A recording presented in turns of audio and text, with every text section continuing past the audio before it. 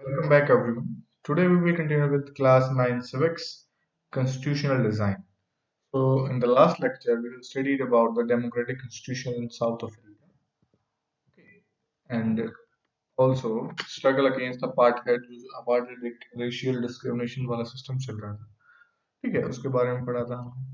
और वहाँ पर जो डिस्क्रिमिनेशन वहाँ पर हो रही थी, भेदभाव जो वहाँ पर किया जा रहा था उनके साथ, वो हमने उसके उनके बारे में देखा था। ठीक है, तो उसमें एक कुछ फोटोज थी कि भी जो एक डेंजर का बोर्ड लगाया जाता है कि नेटिव इंडियंस कलर्ड इवन जो आपके if you enter these premises at night you will be listed as missing armed guards shoot on sight savage dogs devour the crops you have been warned। तो मतलब उनके white के आसपास घरों के आसपास जो है जहाँ पर वो रहते थे वहां पर बोर्ड लगाए जाते थे कि व्हाइट और ब्लैक जो है आप कलर्ड लोग जो यहाँ पर अलाउड नहीं है। ठीक है, आपको गोली मार दी जाएगी अगर देखेंगे तो। इवन जो सिटी डर्बन सिटी है वहाँ पे जो बीचेस वगैरह थे वहां पर भी जो हमको अलग से व्हाइट लोगों के लिए जो है अलग से बीचेस थे, ब्लैक को अलाउड नहीं किया जाता वहां पर जाने के लिए। ठीक है, तो now we will study about the towards a new constitution. तो जो इतनी सिचुएशन वहां पर बुरी हो चुकी थी तो उसकी वजह से एक कॉन्स्टिट्यूशन की तरफ जो लोग बढ़ने लगे थे, कॉन्स्टिट्यूशन चाहिए, हमें संविधान चाहिए। As protest and struggle against apartheid had increased, the government realized that they could no longer keep the blacks under their control। तो जो स्ट्रगल और प्रोटेस्ट वगैरह जो धरने प्रदर्शन आंदोलन जो एक तरीके से चल चुका था वहां पे इतना बढ़ चुका था कि गवर्नमेंट को लगने लगा था कि भाई हम इन ब्लैक लोगों को कंट्रोल में नहीं रख सकते। तो the white regime change its policies. तो वाइट जो गवर्नमेंट थी, रेजिमी थी, उन्होंने अपनी पॉलिसीज चेंज करनी शुरू की। Discriminatory laws were cancelled. जो डिस्क्रिमिनेटरी लॉज थे, जो भेदभाव करने वाले लॉज थे, उनको कैंसिल कर दिया गया। Ban on political parties and restriction on the media were remove. तो जो पॉलिटिकल पार्टीज के ऊपर बैन लगाया गया था, पार्टी और मीडिया के ऊपर जो है बैन लगाया गया था, उसको हटा लिया गया था कि आप पॉलिटिकल पार्टी नहीं बना सकते। वो चीजें पॉलिटिकल पार्टी को कंट्रोल किया जाना है, मीडिया को कंट्रोल करना, वो सारी चीजें हटाई गई, वहां से रिमूव कर दिए गए वो laws. After 28 years of imprisonment, Nelson Mandela was set free from the jail। तो 28 साल की जेल के बाद, जो आपके कैद में रहने के बाद नेल्सन मंडेला जी आपके फ्री कर दिए गए, set free from the jail. Finally, at the midnight of 26 April 1994, the new national flag of the Republic of South Africa was hoisted। तो 26 अप्रैल 1994 को जो है आपका साउथ अफ्रीका का फ्लैग जो है वो फहराया जाने लगा, रिपब्लिक ऑफ साउथ अफ्रीका का। ठीक है, रिपब्लिक गणतंत्र South Africa. New democratic country was born in the world. तो एक नई डेमोक्रेटिक कंट्री जो है वर्ल्ड में उभर कर सामने आई थी, क्योंकि पहले वो गुलाम थे, वो डेमोक्रेटिक हो गई थी। Black leaders appeal to blacks to forgive the whites for their bad behaviour. और जो ब्लैक लीडर्स थे उन्होंने अपील की अपने ब्लैक कम्युनिटी से कि भाई जो व्हाइट लोग हैं उनको उनके बुरे बिहेवियर के लिए माफ कर दिया जाए। ठीक है, उनको माफ किया जाए उनके बुरे बिहेवियर के लिए। Also said, let us build a new South Africa based on equality of all races and men and women, on democratic values, social justice and human rights। तो उन्होंने ये भी कहा कि हम एक नया साउथ अफ्रीका बनाएंगे इक्वालिटी के बेसिस पे, races and man and women के, जो मैन एंड वुमेन के या रेसेस के बेस पे कोई जो है भेदभाव नहीं किया जाएगा, सबको इक्वल राइट्स प्रोवाइड किए जाएंगे, डेमोक्रेटिक वैल्यूज होंगी, सोशल जस्टिस होगा, ह्यूमन राइट्स प्रोवाइड करवाए जाएंगे। They sat together to make a common constitution। वो साथ बैठे और उन्होंने common constitution बनाया। After 2 years of discussion and debate, they made the finest constitution of the world। 2 साल की डिस्कशन और डिबेट के बाद उन्होंने एक फाइनेस्ट कॉन्स्टिट्यूशन बनाया वर्ल्ड का। This constitution gave to its citizens the most extensive rights available in any country। ठीक है, तो ये अपने सिटीजन्स को बहुत ऐसे एक्सटेंसिव राइट्स अवेलेबल करवाता है जो किसी भी कंट्री में शायद देखने को मिलेंगे उस टाइम पे। The preamble to the South African constitution shows the spirit of in a beautiful way. तो जो आपका प्रीएम्बल होता है साउथ अफ्रीकन कॉन्स्टिट्यूशन का, जो है प्रीएम्बल, वो हम पढ़ेंगे नेक्स्ट वीडियो में। वो एक स्प्रिट दिखाता है कि भाई कंट्री को एक साथ मिलकर कैसे रहना चाहिए। Now we will see that why do we need a constitution। South Africa, South African example is a good way to understand why do we need a constitution। South Africa का example लेके हम समझ सकते हैं कि भाई हमें constitution की जरूरत है क्यों भला। ठीक है, क्यों जरूरत है ऐसी कि हमें जो कॉन्स्टिट्यूशन चाहिए। ठीक है, it was not easy for them to trust each other. अब जो इतना ज्यादा बुरी कंडीशन वहां पे डेवलप हो चुकी थी, तो it was not easy for black and white to trust each other.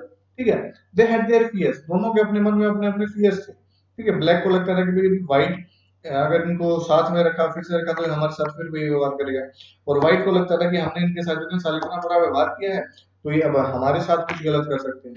ठीक है, so the black majority wanted to ensure that the democratic principle of the majority rule was not compromised। तो जो black majority थी वो चाहती थी कि जो डेमोक्रेटिक प्रिंसिपल्स हैं, ठीक है, लोकतांत्रिक जो सिद्धांत हैं, वो मेजोरिटी रूल की वजह से कॉम्प्रोमाइज ना हो पाए। ठीक है, they wanted all social and economic rights, वो चाहते थे कि सभी को इकोनॉमिक और सोशल राइट्स दोनों बराबर तरीके से मिले। The white minority was worried to protect its privileges and property।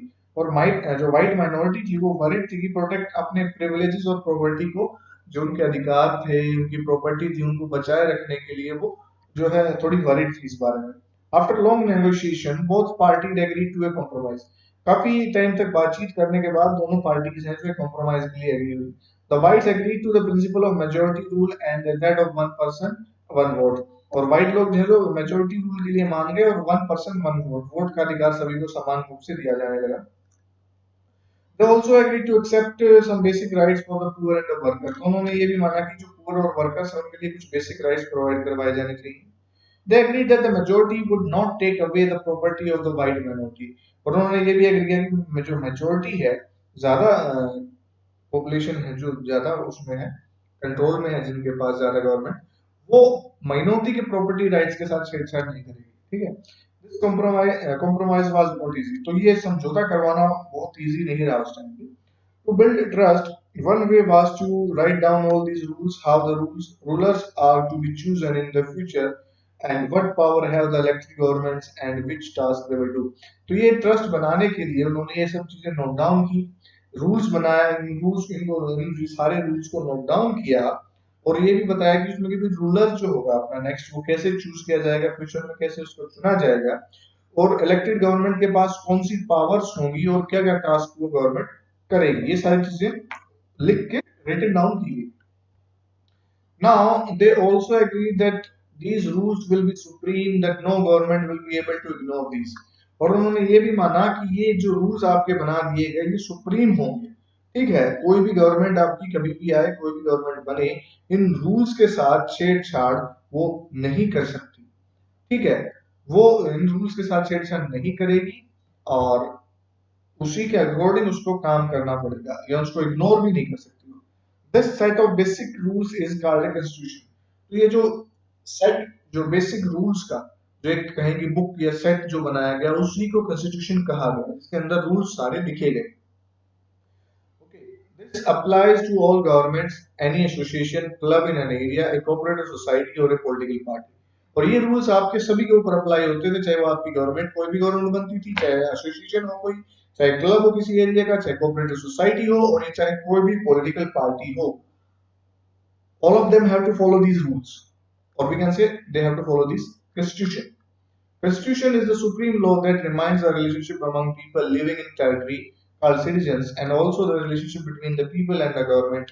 तो constitution जो supreme law था सबके ऊपर, वो रिमाइंड करवाता था कि जो रिलेशनशिप है आपका, जो एक किसी भी टेरिटरी में रहने वाले लोग, और जो उनका रिलेशनशिप था आदमियों का और गवर्नमेंट का एक दूसरे के साथ, उस रिलेशनशिप को रिमाइंड करवाता था।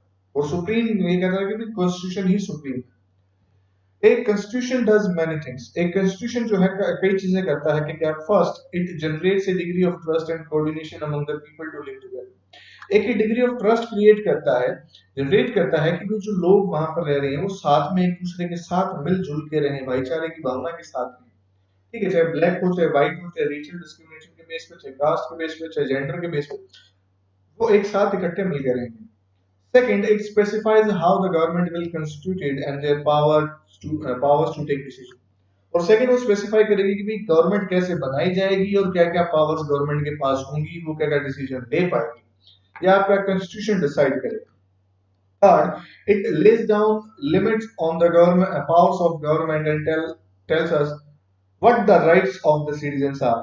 तो थर्ड वो बताएगी कि जो पावर है गवर्नमेंट के पास, उसको लिमिट लिमिट्स में, लिमिट के अंदर लेके आएगी पावर्स को, ठीक है। और हमें सिटीजन्स को ये बताएगी कि हमारे क्या क्या राइट्स हैं, हम अपने राइट्स कैसे यूज कर सकते हैं, हमें ये चीजें वो बताएगी। Fourth, it expresses the aspiration of the people about creating a good society.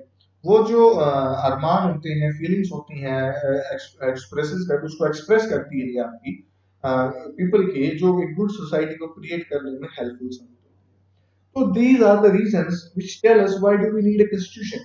तो इसके साथ ही हम समझ सकते हैं कि भाई किस लिए हमें जो एक कॉन्स्टिट्यूशन की रिक्वायरमेंट होती है। ठीक है। तो in the next video we will discuss about the making of the Indian constitution.